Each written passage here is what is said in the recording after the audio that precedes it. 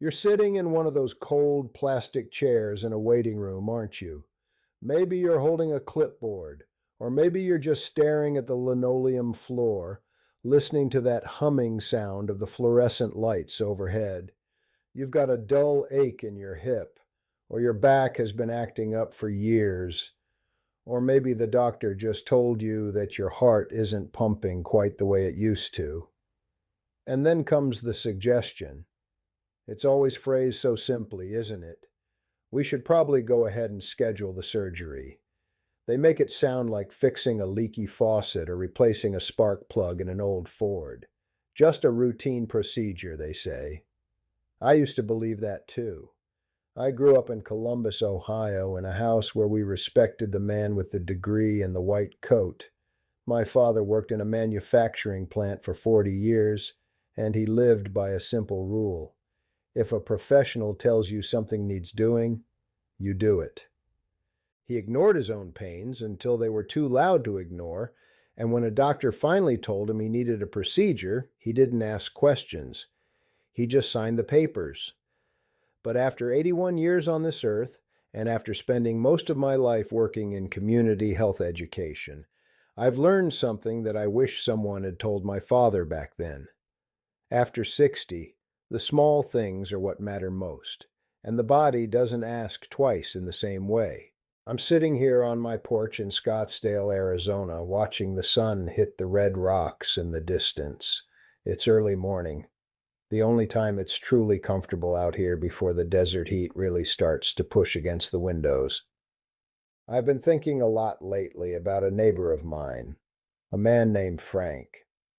Frank was a few years younger than me, sharp as a tack, always out in his garage tinkering with something. He went in for a routine back surgery about 2 years ago. He walked into that hospital on his own 2 feet, carrying his own bag. He came out 6 weeks later in a wheelchair, and he never really found his way back to that garage. He wasn't better. He was changed.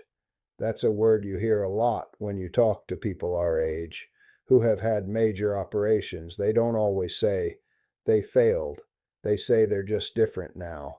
Their spark is a little dimmer, their memory is a little foggier, or their mobility never quite returned to what the brochure promised.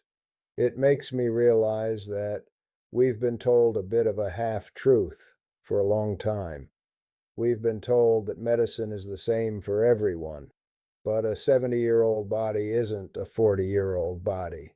If you take a brand new truck and you push it to its limits on a mountain pass, it'll probably handle it fine. But if you take a truck with 200,000 miles on the odometer and ask it to do the same thing, you better be prepared for something to give. My daughter Laura is a registered nurse over in Phoenix, and we talk about this quite a bit on Sunday afternoons. She's the one who first introduced me to a term that I think every one of us needs to understand before we ever sign a surgical consent form. That term is frailty. Now, most people think frailty just means being thin or moving a bit slow, but Laura explained it to me differently. She says that in the medical world, frailty is like the reserve in a gas tank. When we're younger, our tanks are deep. We can handle a shock to the system, a surgery, an infection, a fall, and we have enough reserve to bounce back. But as we get older, that tank gets shallower. About 40% of folks over 75 are living with a very shallow tank, even if they look fine on the outside. This is why some people survive the operation just fine, but they don't survive the recovery. Those are two very different things, and it's the recovery that determines whether you'll be able to play with your grandkids or if you'll be confined to a lift chair for the rest of your days.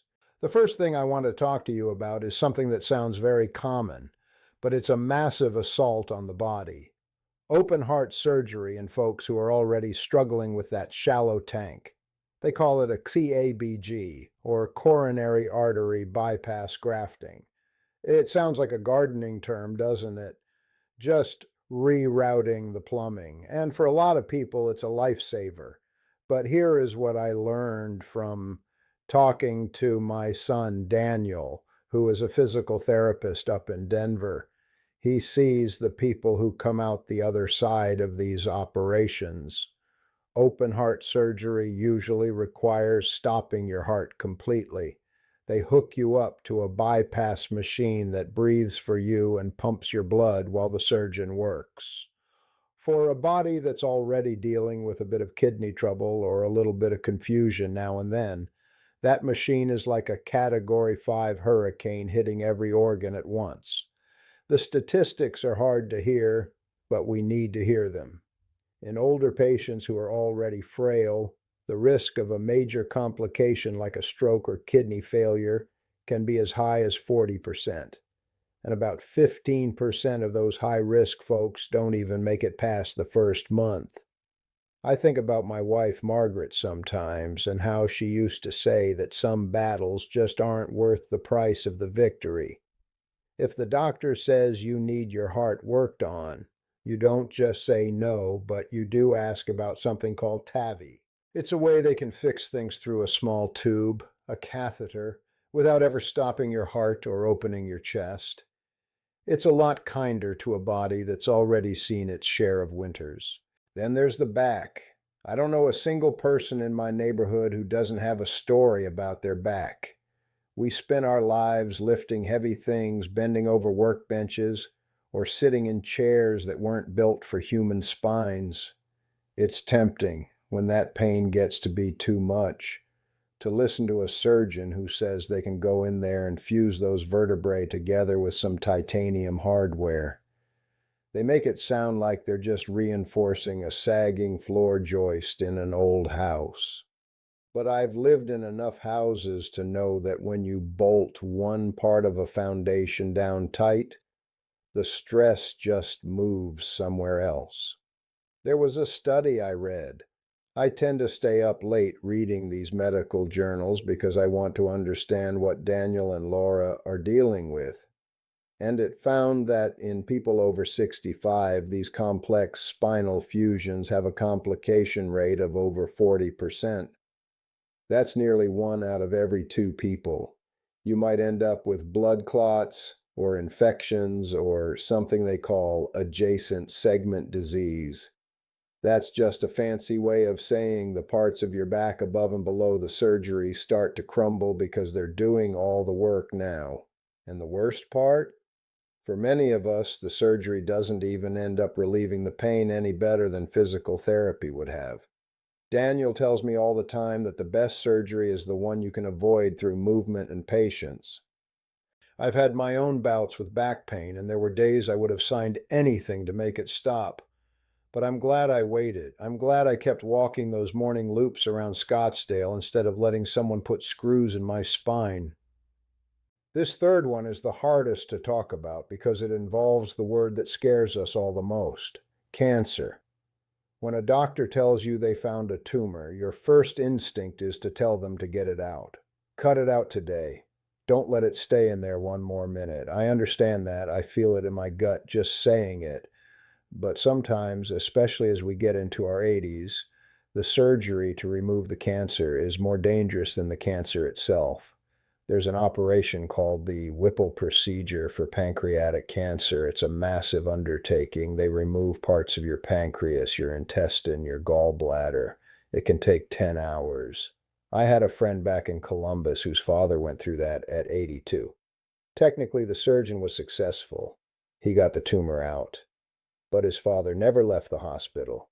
His body just couldn't bridge the gap between the trauma of the surgery and the healing of the recovery. They call it failure to rescue. It's a heavy term, isn't it? It means something went wrong, a small complication, a little infection, and the body just didn't have the strength to fight back. Before you agree to a major resection, you have to ask your doctor what watchful waiting looks like, or what targeted therapy might do. Sometimes the goal isn't just to be cancer-free. The goal is to have more good days sitting on the porch, watching the grandkids and feeling the sun on your face. Now, I want to talk about joints, hips, and knees.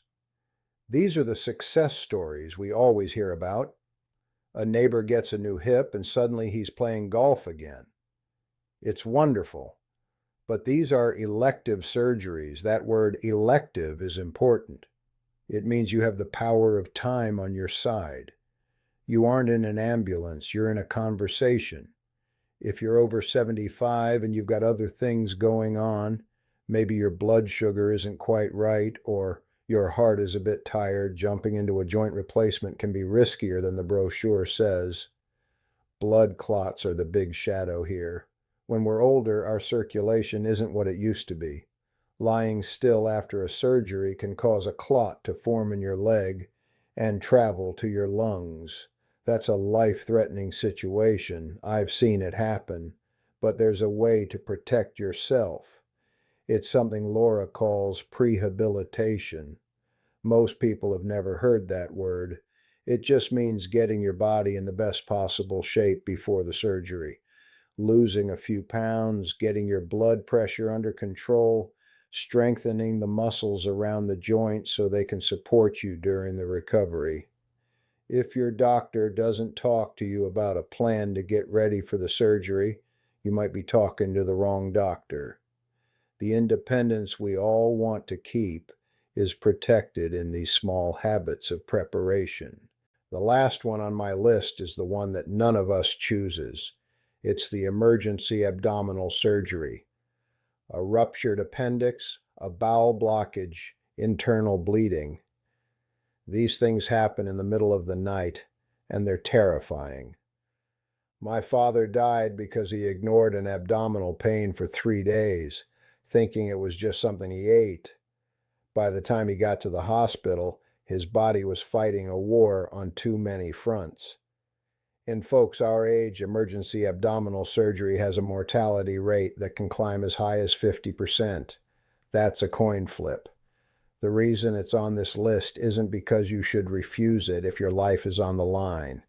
It's because the best way to survive an emergency is to prevent it. If you have persistent bloating or a pain that won't go away, or your bathroom habits have changed, don't be like my father. Don't wait until it's a crisis. Catching it early means you can have a planned, careful procedure instead of a frantic midnight operation. And more importantly, you need to have a talk with your family now. Sit down with your kids or your spouse and tell them what you want if things ever get that serious. It's not a pleasant conversation, I know, but it's one of the most loving things you can do. You don't want them standing in a hospital corridor at 2 in the morning, trying to guess what you would have wanted.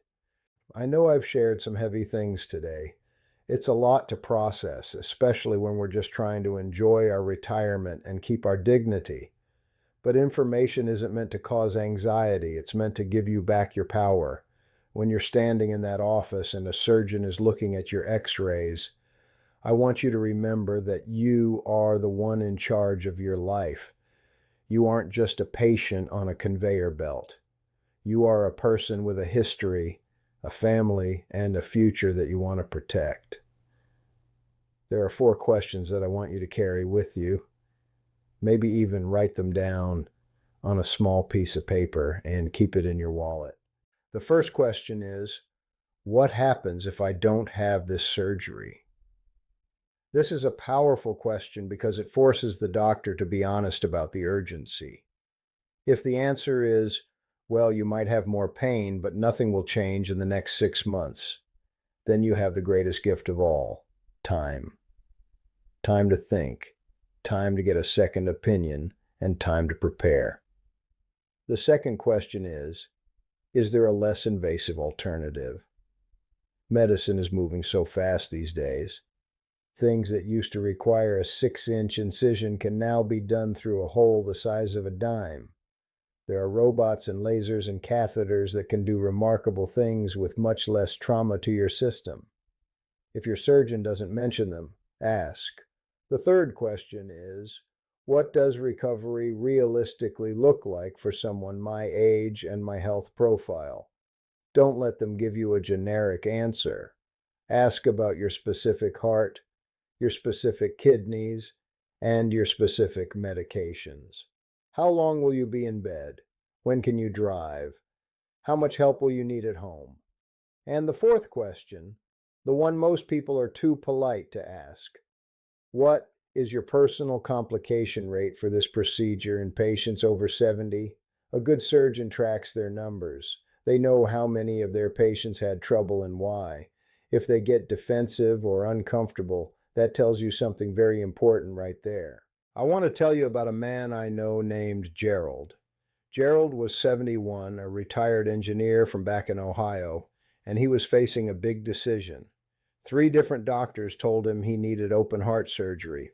They all said the same thing: sign here and we'll fix you up. But Gerald had watched his wife go through a major operation a few years before. He told me something that broke my heart. He said, "Harold, she went in as my wife, and she came out as someone I had to take care of." He was terrified of losing his independence, of becoming a burden to the people he loved. When he finally found a doctor who really sat down and looked at his reserve tank, they realized that he wasn't a good candidate for the big surgery. Instead, they put him on an aggressive medication plan and a very specific cardiac rehab program. It wasn't the easy path, and it required a lot of work from Gerald, but it was the right path for him. Last year, Gerald sent me a photo. He was standing at the top of a trail in the mountains, surrounded by his grandkids. He looked like he'd just won the lottery. He didn't need the knife, he needed a partner in his health who would tell him the truth. This is the most important thing I will say to you today. A surgical recommendation is not a verdict. It's the start of a conversation. You have the right to ask the hard questions. You have the right to seek out a second opinion or even a third. The doctor holds the scalpel, but you hold the choice. And that choice, made with full information and a clear head, is the most powerful tool in all of medicine. It's more powerful than any robotic arm or any new medication. It's the choice to protect your quality of life, your independence, and your future. We've covered a lot of ground today, from the plumbing of the heart to the foundations of the spine. We talked about the hard choices of cancer and the preparation for new joints. And we talked about the importance of being prepared for the emergencies we hope never come. But through it all, the message is the same. Don't let anyone rush you into a decision that you aren't ready for. The body doesn't ask twice, but it does give us signs if we're willing to listen. And we have to listen because at our age, the small things are what keep us standing tall. I want you to take a moment and think about what you would want to ask your doctor if they recommended a surgery tomorrow. What's the one thing that worries you the most? I read every single comment you leave me, and I want to know what's on your mind. Sharing your story or your questions might just be the thing that helps someone else sitting in one of those plastic chairs today. There's still plenty of time to make the right decisions for your health. You've got a lot of life left to live, and you deserve to live it on your own terms. Don't let fear drive the car. Let information and wisdom take the wheel. I'm going to stay here on the porch for a while longer, enjoying the quiet before the day really gets moving. You take care of yourself. Keep asking those hard questions. And remember, I'm right here with you, figuring it all out one day at a time. What you ignore today can limit you tomorrow, but what you face today with an open mind can give you years of freedom. The independence we all cherish is something we have to fight for, and sometimes that fight happens in a quiet office with a doctor, asking for a better way. You have the strength to do that. You have the right to do that. And you certainly have the time. Everything I've talked about today is based on what I've learned over 8 decades and what I've seen in my own community. But every one of us is different. Your history isn't my history, and your body isn't mine. Before you make any big changes or sign any papers, make sure you have that long, honest talk with a medical professional you trust, someone who sees you as a partner, not just a procedure. That conversation is where real health begins. I think I hear the neighbor's dog barking down the street, which means the mail is about to arrive. It's time for me to get moving. You stay curious, stay informed, and don't forget to look out for one another. We're all in this together, and we've got a lot of good years left to see. I'll talk to you again soon. Take care.